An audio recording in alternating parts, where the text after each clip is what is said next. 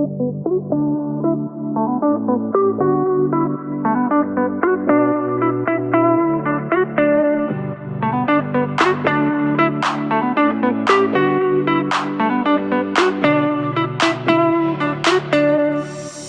everyone. Welcome back to On the Air with Brett and Claire. I'm Brett. And I'm Claire. And we got a fun episode for you today. Yeah, we actually planned this one out. Yeah, we're trying to be better about getting back to our outlines and doing a little bit more of planned episodes that are a little more fun than just hearing us talk about moving and really just moving. Yeah, I think we've gotten through all that, so now we're ready to kick it back into high gear and hopefully come up with some good podcast episodes for you guys. Yeah, so this one, at the time we're recording this, I still don't know the title, but it's basically going to be about things that we thought would be a much bigger issue for us as adults, but they really aren't. This is kind of a trend I've seen going around on TikTok like months ago, but we did some research on some of the things, and we're just going to talk about it. Yeah, and admittedly, whenever she asked me if there was stuff I had thought would be a bigger problem, I really didn't have any that much. I mean, I had a couple, but they were weird. They weren't really like how she was talking about, but I do like the ones that she came up with that she thought were going to be a bigger issue, and so I'm just going to talk about those with her, and I'll mention mine at the very end, I guess. And y'all can tell me if I'm dumb or not, so. No, I think the concept is like kind of weird, but once we start talking about it, like I think y'all will understand what we mean. But I guess let's do our life update first. Also, first of all, if you're watching on YouTube, at On the Air with Brett and Claire, we are both in like long sleeves / sweatshirts because it's so hot outside, and we're just pretending like it's fall because. Yeah, because we have an AC unit now. And we can make it cold in here, so we're doing that, even though it's really expensive, but we don't care. Yeah. It's worth it, I'd rather honestly. go without food than AC, to be honest. So we have our fall candles burning, and we've just been pretending that it's fall for really, like, since September 1st. We got our decorations out, and we're just acting like it, even though it's, like, 95 degrees out today.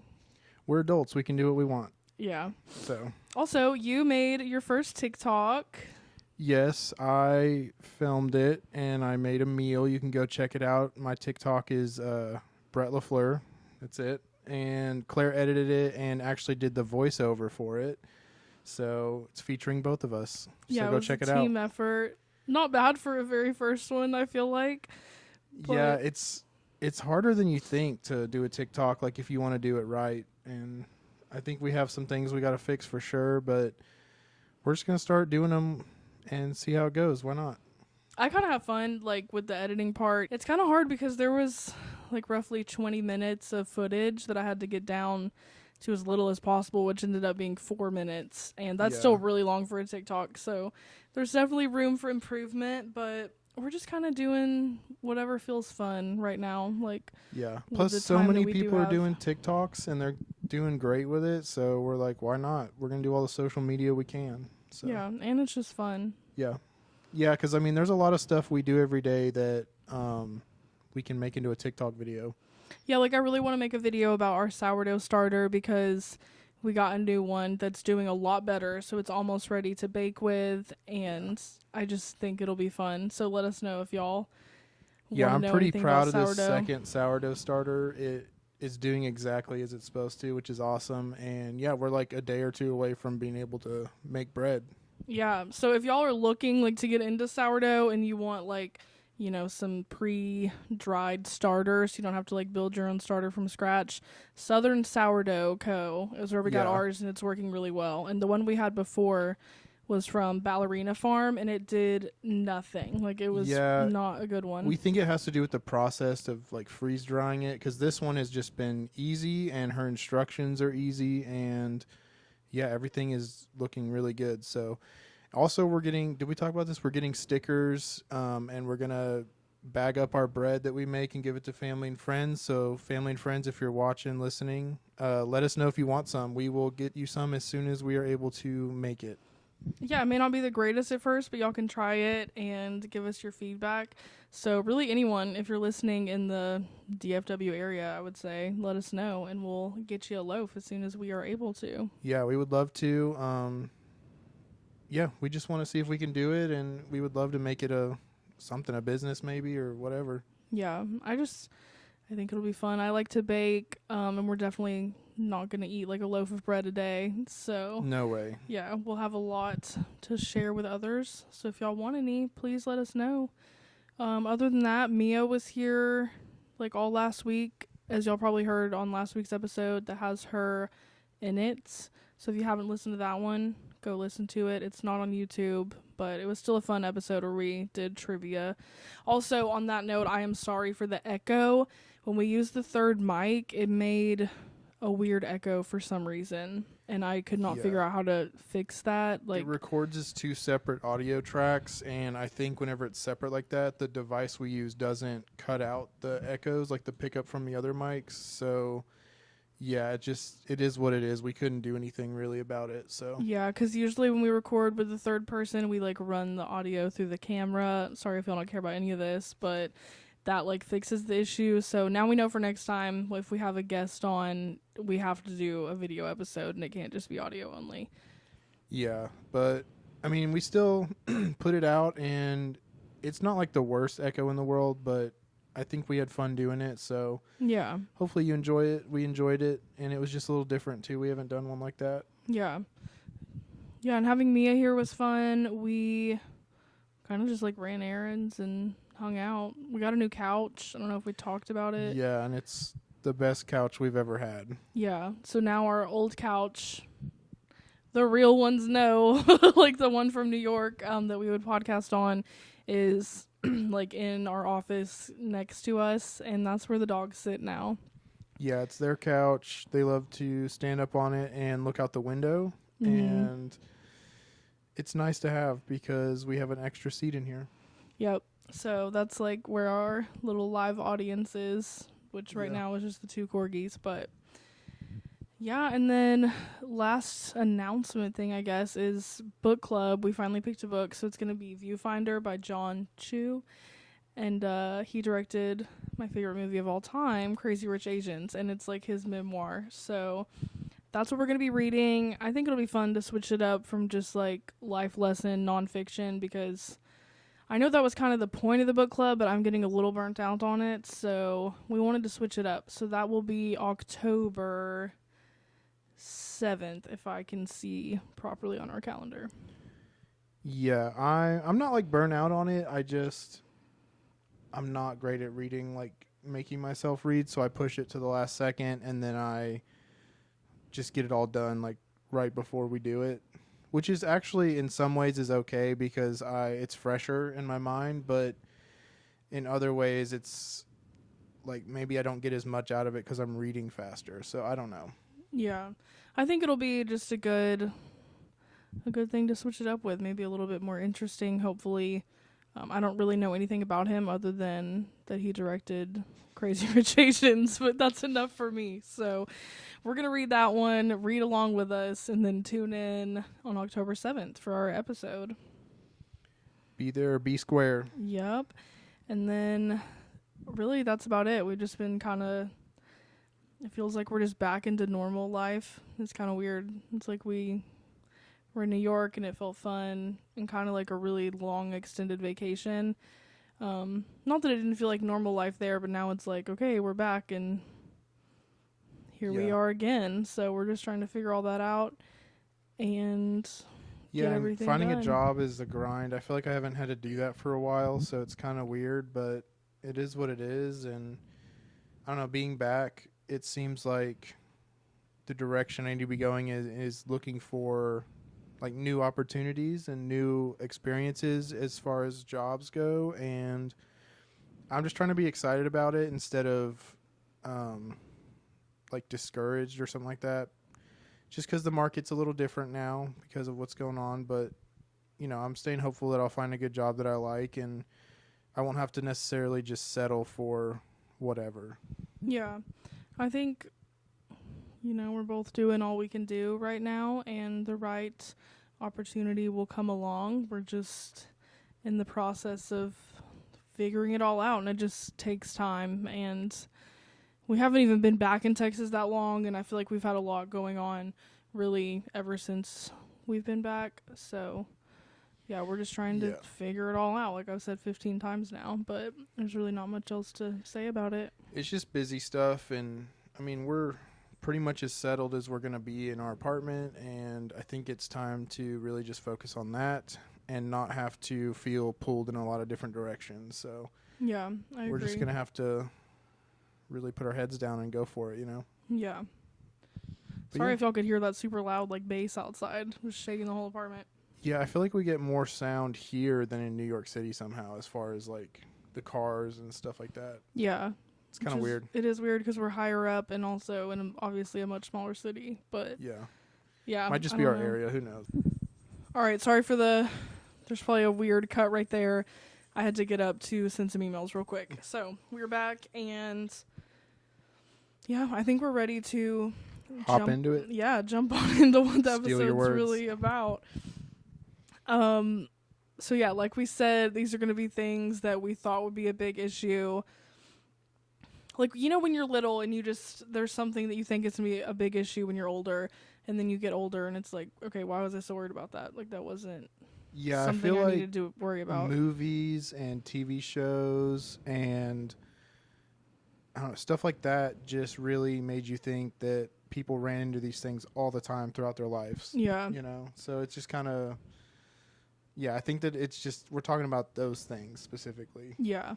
So to quit being vague and just give you, what we're talking about. So the first one is quicksand, because I feel like in Indiana Jones or literally any cartoon ever, I feel like quicksand was made out to be such a big thing that I just thought I would encounter it all the time and just slowly like sink to my death. So yeah, I can't remember which Indiana Jones it is specifically, but it's an older one, and like I think it's the opening scene or part of the opening scene. This guy gets like sinks into quicksand like super fast, like he just falls into it like it's water.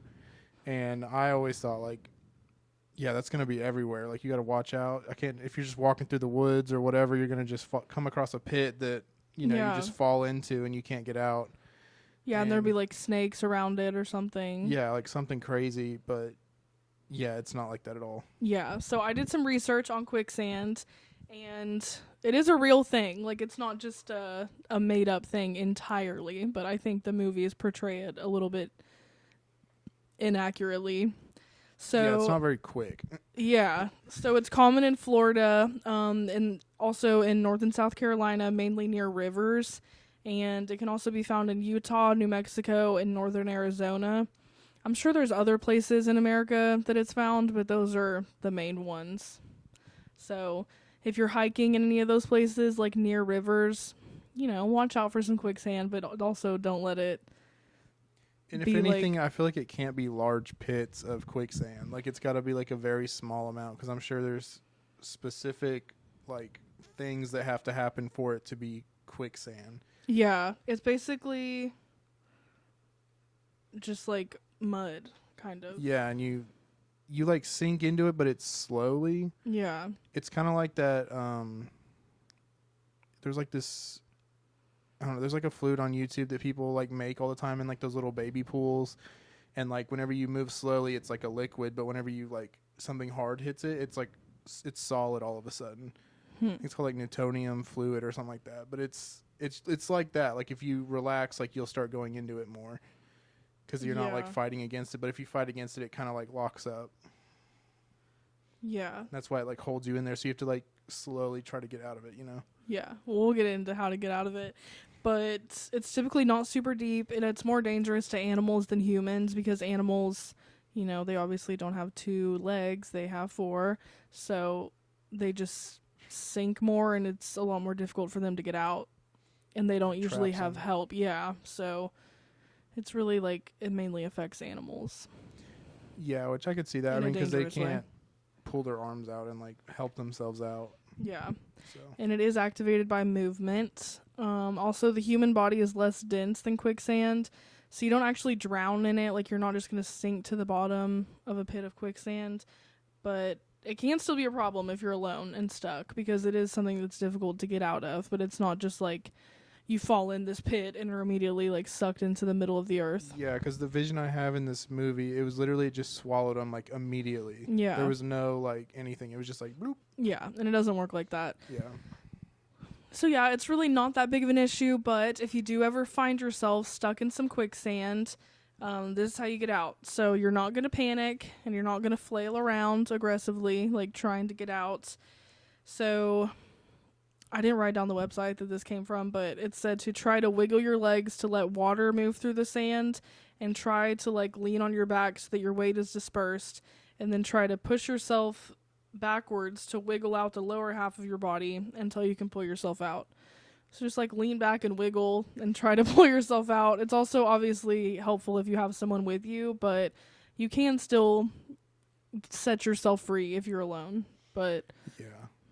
I feel like hiking alone is kind of dangerous anyway, so always take a buddy if you can. Yeah, it's just funny that like movies portrayed it, and maybe there's different types of quicksand in the world, but like at least the ones in America are not like that. But yeah, I really thought like, man, we're going to have to watch out for this stuff in the woods. Like really, like you can't just go out there and walk around randomly. You got to like poke the ground with a stick everywhere, because you're going to be worried about falling into a pit of nothingness. Like, yeah, it seemed like a huge issue, but yeah, it's really weird. not. So now you're all informed, and you know how to get out of quicksand if you need to. There you go. Okay, so next one is the Bermuda Triangle. This was something that freaked me out so much when I was younger, because I like flew to Europe when I was like 8 years old, and I was constantly asking my family, like, are we going to go over the Bermuda Triangle? Like, I don't want to do that. And it's just scary. Like, I've always been so freaked out by the Bermuda Triangle. This one I never really thought about. I just like didn't, like, it wasn't talked about a lot, like around me, I guess, growing up. So I never really thought about it, but I did. The idea I had of it was some, like, I don't know, it was like another dimension over the ocean, basically, that if something went into it, it just couldn't come out. Like, you just got lost in there. Like, I don't know, it's like a portal to nothingness, I guess, or like to another universe that you couldn't get back out, you know? Yeah, honestly, that's still kind of how I feel. Like, this one is still kind of scary to me. And, like, I would not want to take a cruise through it or fly over it necessarily. But I don't know. It's, like, I feel like it is still kind of an issue, but not really. But, like, there are still some weird things that have happened there. But I mean, yeah, there's, like, tons of shipwrecks and plane crashes that are specifically in that area. But a lot of it happened a long time ago, which... They could have been going through not the Bermuda Triangle, just got lost at sea or something, you know? Well, a lot of people say that sandbanks and reefs were the cause for trouble for ships in the past, and now sonar is advanced enough to detect these things. So people say that it's harmless now because it was just an issue a long time ago because they didn't have the technology to navigate the waters. Like a high spot in the ocean, basically. I don't know, really. If ships are hitting, that means it's pretty close to the surface of the water. All of a sudden, they don't even know it's there. Yeah, but also that doesn't explain the planes part, so that part is still kind of weird to me. I always heard it was like a weird place, like a weird, I don't know, thing in the earth where like the poles like caused like issues and stuff. And so like all their equipment to fly would just not work, and it would just down itself because it couldn't fly anymore. Yeah, I've heard that. So the jury's still out on this one. I don't know, but the three corners of the triangle reach Bermuda, Miami, and the northwestern corner of Puerto Rico. And depending on how the triangle is drawn, it covers approximately 500,000 square miles of the Atlantic Ocean. So that's a lot. Like, that's a big part of the ocean. I didn't think it was that big. So. Yeah, it's huge. And a lot of cruise ships, like the majority of them actually, especially like Caribbean cruises, they all pass through the triangle, and I feel like 99% of them are fine. So it's not as big of an issue as I thought, because I feel like when I was younger, in my head, it was like you fly over it, you take a ship over it, like it's getting lost no matter what. Like there is no other option, and that's not the case. When I was thinking too, like why do they go into it at all if that happens? Because it's like does it move around? Like, is it they don't know where it is? Like, that's what I always thought, because I was like, I don't understand why this is even a big issue. Yeah. If they know you're gonna crash or whatever. But yeah, I don't know. It's a weird place on the earth, and things do happen there. Yeah, so it's still not going to be my first choice, like, to travel through it, but it's also not something that you really need to spend any time worrying about. Yeah, I mean, unless you fly across the ocean or sail, you have no concern at all. I know, but I'm saying, like, even then, like, I don't think it's... Like It's gonna like reach into America and mess everything up. Well, no, but like if you fly through it or fly over it or you take a ship through it, like you're probably fine. Yeah, you're not gonna just disappear or whatever. Yeah, but some people do, so I don't know. Yeah, I don't know. Like I said, I'm a little like 50-50 on that one being an issue or not. I've never dealt with it personally, so I have no idea. Yeah, me neither. But yeah, that's that on the Bermuda Triangle. I mean, I'm sure there's like way more stories we could tell, but just for your like basic overview and understanding, I feel like that's most of what you need to know. Yeah, not too big a deal. Yeah. And the next one is booby traps. I feel like, again, just movies, cartoons made this seem like you're going to take one wrong step on the street and you're going to end up like hanging by your feet in a tree or something. Yeah. Yeah, I don't know, maybe it's growing up with a brother, but like we tortured each other all the time, and like we would make kind of like little traps for each other, and so I don't know, I kind of thought that that's what it was. And like, yeah, there's like Tom and Jerry and stuff like that, like they set up little traps for each other, and I don't know, I never thought it would necessarily be like a big deal, but I mean, there's times in history like we'll talk about where they're a big deal, you know, but only in certain situations where it's like a weapon more than anything, you know. Yeah. So Yeah, so they were originally used to describe, like the term booby trap was originally used to describe pranks or jokes that children played on one another. But during World War I, this phrase began to be used to describe more serious and dangerous traps used by men fighting in war. And that's from transparent.com. So basically, like, it started out as a funny thing for kids to do, and then it turned into, like, really destructive things that would be created in war. I feel like it was just the best word they had for it, because whenever they got, you know, over there and they started running into these traps, like, they were probably just like calling booby traps because that's what they all knew growing up. Right. So it just got changed into that once we encountered more dangerous and deadly booby traps. Yeah. But the definition of one is a device or setup that is intended to kill, harm, or surprise a human or another animal. It's triggered by the presence or actions of the victim and sometimes has some form of bait designed to lure the victims towards it. That's from Wikipedia, but I feel like y'all can all picture in your head like what one is. Yeah, I feel like pretty much everyone knows what that is. Yeah.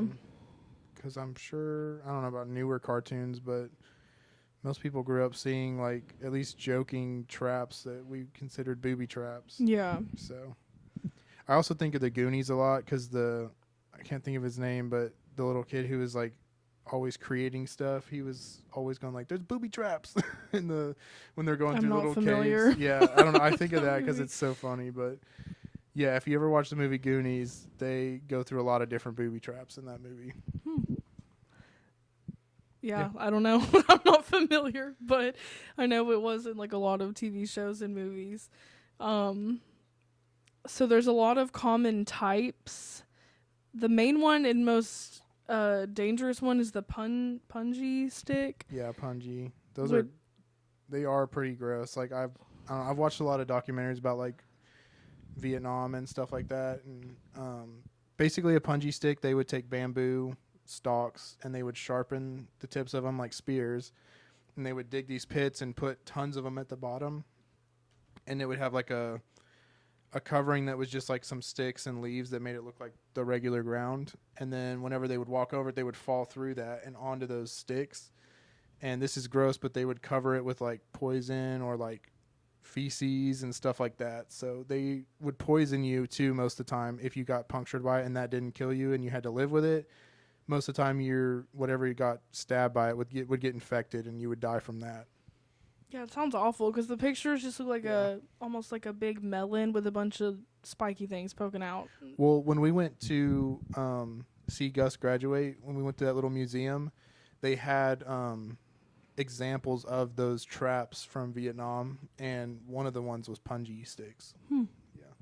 Yeah, some other ones are like a regular pit. Our printer is running out of ink, so half my words are cut off, but I'm pretty sure it says simple trip, wire noise alarm. Caltrop.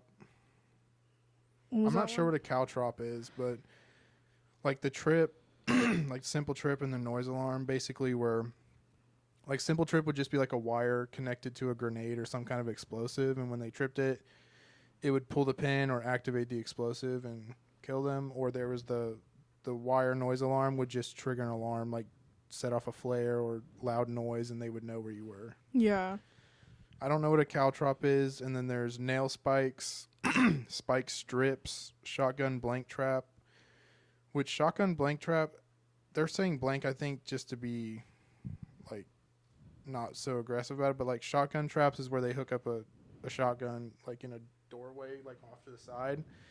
And then the wire that when you open the door, it pulls the wire and it shoots right at the door. So that's Oh my not good. gosh, Yeah. And then snares like mostly for hunting, I think, or trapping, when it just snares whoever gets in it. Yeah, the most dangerous one, though, I don't know, after all that, I don't even believe that the punji one is the most dangerous, but they all sound horrible, Well, honestly. the punji one's bad because it's usually not immediate, and it causes infection and like a way longer, slower death. Yeah. Well, they all sound horrible, and a lot of, like, doomsday people try to set these up on their property, and the laws are a little bit confusing. I was trying to look up specifically for Texas, and it's kind of illegal, kind of not, but in most states it's illegal to have these at all on your property, just because if the police need to come to your property for any reason, it could... They could Yeah. fall into the trap. Yeah, so... Which I don't think we should have to cater to police, but that's my personal opinion. Like, it's your property, do what you want, you know? Yeah, but in most states it is illegal, so if you want to follow the law, maybe don't go making any of these on your property or whatever. But yeah, it's not like a fun thing, like how they make it seem in TV, like, oh, a cage fell on my head and now I'm trapped, you know? Like, it's a lot more serious and dark more like than mousetrap stuff is what I think of. that. Yeah. I don't usually think of these deadly traps, really. Yeah, me neither, but that's what they were actually used for. And it's not really common just in our normal daily life unless you are at war. So, Or you're the Goonies and you find a hidden treasure and you have to go through a cave. yeah. You know, you might run into some. I don't know. Yeah, so hopefully none of y'all and us ever encounter any of that because it doesn't sound fun. No, not. I don't want to ever run into a booby trap. Yeah, me neither. Unless it's like a joke and it's not going to harm me. Like, that would be fine, I guess. But Yeah. it's not. I don't know. You really don't. People don't do that to each other anymore, I feel like. Like, nowadays, Yeah. it's like if they're pranking someone or joking, it's like they do really stupid stuff nowadays. I know, and I kind of wonder if, like, the younger people on this earth, you know, like the kids who are little right now, like, will they even know what any of this is later on? Because I feel like Maybe TV not. shows don't show the same thing, so it's kind of weird. Like, I wonder what in 20 years their things like this will be. Yeah, because, I mean, growing up, I know the cartoons I watched, the movies, everything, TV shows, it was, like, it all showed stuff like that. Like, especially if it was adventure-type stuff, it was definitely, there was going to be a booby trap somewhere in it, you know? Yeah. But I feel like nowadays they're just watching, like, Bluey and Paw Patrol, and, like, I doubt they have that in there. It's probably more simplified, and, I don't know, the movies nowadays, too, are not as... Oh, they're coming out with some weird stuff, but it's just not the same. Yeah. I mean, I haven't personally seen Paw Patrol or any of that, so maybe they do have quicksand and the Bermuda Triangle and booby traps in them, but I just feel like I don't know. I feel like it's something different. Like, there will just be a Yeah. new wave I feel like that was a of different things. era of... Yeah. Like, that was even old for our generation coming up, like, the stuff we saw it in, but we were still consuming that entertainment, you know? Yeah. So, but yeah. And then we just have a few, like, random miscellaneous ones These are more mine that I thought of, except Well, for the last one. yeah. But I don't know. Like in video games, you play like people slip on banana peels, and like especially Mario Kart, like the older ones. That was like the first thing I thought of. Was like, oh my gosh, like if you step on a banana peel, like will you really just like wipe out? Yeah. That's never even. I've never encountered it. I mean, I'm sure people do, but I don't even know if you would slip if you stepped on one. And then I was a really big fan of Jurassic Park as a kid, and I watched it nonstop like every night until I'd fall asleep, and I was terrified that dinosaurs would just be everywhere. Sometimes That's just funny to me because it's like obviously, I mean, I guess obviously quicksand isn't around either, so. well, I just like velociraptors, especially like the really fast, like dangerous ones. I always was like, after my movie would be over and it'd be dark in my room, I'd be sitting there like just worried that one would be in the hallway in the house, and I was just like waiting for him to bust in, and I was so scared of him. Yeah. But yeah, no, that was, I don't know, that was probably my biggest ones that I could even think of, and I don't even think I thought of them that much. It was more just a question about the banana peel, and then the dinosaurs was like I was watching way too many dinosaur stuff. So Yeah. I feel like the banana peel though is relatable. Like it just seemed like something that was gonna happen at least yeah, once. I feel like video games, like especially the like Nintendo type stuff, like that was a common thing, and then our Donkey Kong, Mario, and then I'm pretty sure there was cartoons where that was always like a thing. It was Yeah. like banana peels would just be slippery, Yeah. but like I'd never even seen that happen. And Yeah, if I kind of want to try to like walk on one and see if I I mean, I guess I it's could slippery. see it, like if it's on the soft part, like the outside of the peel's up, like that makes Yeah. sense. But I still don't think you would slip enough to like completely wipe out. I think you would just be like, oh, there's someone on the floor, you know? Like Yeah. it wouldn't be like a big deal at all. Yeah, I don't know. Maybe we should all try it. Yeah, the- if you've done it or you had an experience, Yeah, let us if know. you've actually slipped on a banana peel, please let us know. Also, if you've like either flown over or taken a cruise through the Bermuda Triangle, let us know that as well, because I want to know if anything weird happened or if it was just like any other flight or boat ride. The last one I had on here was climbing a rope in gym class. Like every single, maybe not every single, but pretty much every like Disney Channel show, like Sweet Life of Zack and Whoa, oh my gosh. Excuse me. I have a dry throat too. I'm like not feeling the greatest, so I get you. Yeah. Oh, but Sweet Life of Zack and Cody, That's So Raven, I'm pretty sure Hannah Montana, even like any of those shows, they all had to like climb a rope. And I remember being in elementary school and being so scared like for gym class later in life, because I was like, I'm not gonna be able to climb the rope, and it just like consumed me all the time. Like it felt like it was gonna be such a huge thing, and I have not ever had to climb a rope in my life. Yeah, no, I mean, we did see those a lot in shows, and I was scared of it too. But yeah, I never had to do it. I've never even seen one. Me Yeah. neither. I've only ever seen it in shows or movies, and I think that was just like right before our time. Like that was just part of the fitness requirements as a kid, you know? Yeah. And like our time though was the fitness, what The was it? presidential fitness Yeah, testing. the pacer, whatever thing. Yeah. Yeah, and it had that you had to listen to that weird thing and do this certain amount of whatever. But yeah, we never a rope. That was also horrible though. But Yeah, I did if not y'all like had to that. climb a rope, let us know that too, because I would like to know. Yeah, I don't know anyone who's done it, and I don't think. I mean, I think it's probably bad that we don't have great fitness requirements anymore in schools, but also I would have hated to do the rope thing. It just seems so scary. Like, Well, I'm scared of heights, so I can't Yeah. imagine getting to the top of that thing. I would freak yeah. out. Also dangerous, like for a bunch of little kids to be climbing up like so high on a rope. That Yeah, seems if like it's a in lot of gym, liability. It's like 2 stories at least, like Mhm. tall. Yeah. Like I'm sure kids broke legs and arms and stuff all the time doing that. Yeah. So yeah, let us know if y'all have experienced any of that or have experience with any of these things. Yeah. I feel like probably older generation, like that was more what y'all were doing. Yeah. So, but yeah, we never did. I'm kind of glad I never had to do it. I'm very glad. Yeah. I feel like it would have been awful. But yeah, I mean, that's all the things that we could think of. Yeah, this I'll, episode is kind of on the shorter side this week. I feel it's like fine. because we organized it beforehand, it went by a little bit faster. But hopefully y'all enjoyed it, and let us know your experience, or if you have anything that you thought as a child was going to be a big deal later in your adulthood, and it turned out you never encountered it in your life. Let us know. Yeah, I'm curious to know if anyone's had experiences with the things that we didn't have to deal with. Just because I was so scared of some of them, I don't know, it'd be interesting to hear people say that they have had to deal with them. Yeah. And yeah, I don't know. If you enjoyed it, let us know, and you want to take it from there. Yeah, follow us on Instagram at On the Air with Brett and Claire. Again, book club will be October 7th, so first Monday in October, and it's going to be Viewfinder by John Chu. I'm pretty sure it's Chu. I'm going to look up the pronunciation before our actual book club episode. CHU. Yeah. Yeah, I think that's right.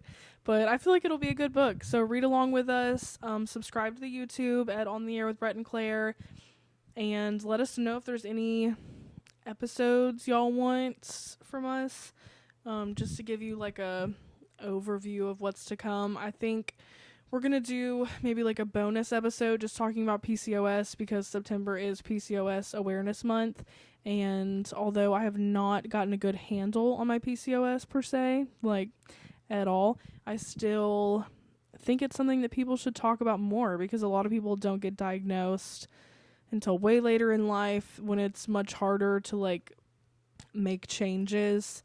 And it's just a difficult thing. I had never heard of it until you were diagnosed with it, and then we started seeing so many other women with it. Yeah, and I think people are starting to talk about it a lot more, because I don't know if it's becoming more common, or like there's just actually people are starting to actually get diagnosed finally, when they've been like searching for answers for a long time. But I still think there's not enough information out there, and the information that is out there, it's like there's so many conflicting opinions. So I just want to do an episode talking about like my experience and things that I've learned and what I hope to learn in the future, so that if anyone else is dealing with it, I don't know, maybe it can help you in some way, or just to know you're like not alone in it, because it's kind of horrible, to be honest. So yeah, I just want to talk about that. And then also we want to do like a fall themed episode, Halloween themed episode, one of those being like ghost stories. So if you have any ghost stories of your own, or someone you know or something, send that in to us on Instagram and we can talk about it. Yeah, also Claire has some really cool family history relating to Halloween, specifically Salem. So we want to talk about that in an episode. And then also, isn't Addiction Month coming up or whatever it's called? I think it's also September. Okay, yeah. We want to have an episode about addiction as well. Yeah, I mean, we have a lot of topics on our little board that's behind the camera. And we're really trying to think out a lot more different like things to talk about, and hopefully we can narrow them down here soon, and we can really start working on these outlines for them, and we'll have some good episodes for you. Yeah, so stay tuned. Send us a message on Instagram or comment on the YouTube, or you can even type in the little like Spotify box that should show up at the bottom of the episode if there's something you want to hear us talk about. Again, send in a ghost story or something of that nature. It doesn't have to be ghosts, but just like spooky story type thing. And yeah, I think that's about it. Just get ready for the book club, because I know we're announcing the book club later in the month this month, so there's not as much time to read.